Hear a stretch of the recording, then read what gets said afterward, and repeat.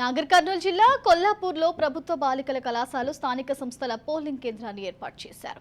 ఇక రాష్ట్ర ఎక్సైజ్ శాఖ మంత్రి జూపల్లి కృష్ణారావు ఎక్స్ అఫీషియల్ ఓటును వినియోగించుకున్నారు. వారితో పాటు కౌన్సిలర్లు, ఎంపీటీసీలు తమ ఓటు హక్కును వినియోగించుకున్నారు.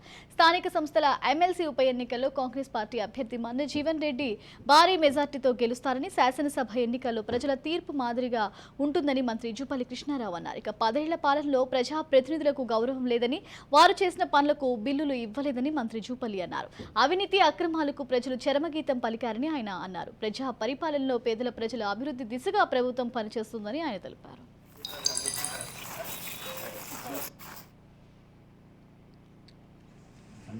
వ్యవస్థను నిర్వీర్యం చేసే కార్యక్రమం చేయడం జరిగింది.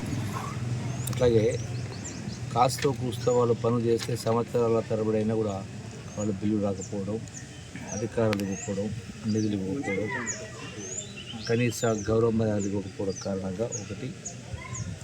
రెండవది 10 సంవత్సరాల అవినీతి దుర్మార్గపు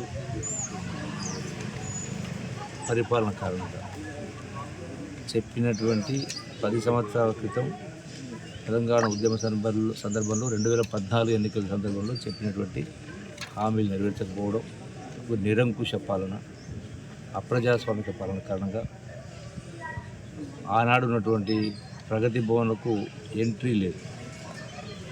సెక్రటేరియట్లు ఏ రోజు కాలు పెట్టని కారణంగా అంటే మొత్తం వ్యవస్థను నిర్వీర్యం చేసి రాష్ట్రాన్ని అధోగతి పాచేసి అప్పుల ఊబిలో ముంచినటువంటి ప్రభుత్వానికి బుద్ధి చెప్పాలని మొన్నట్లయితే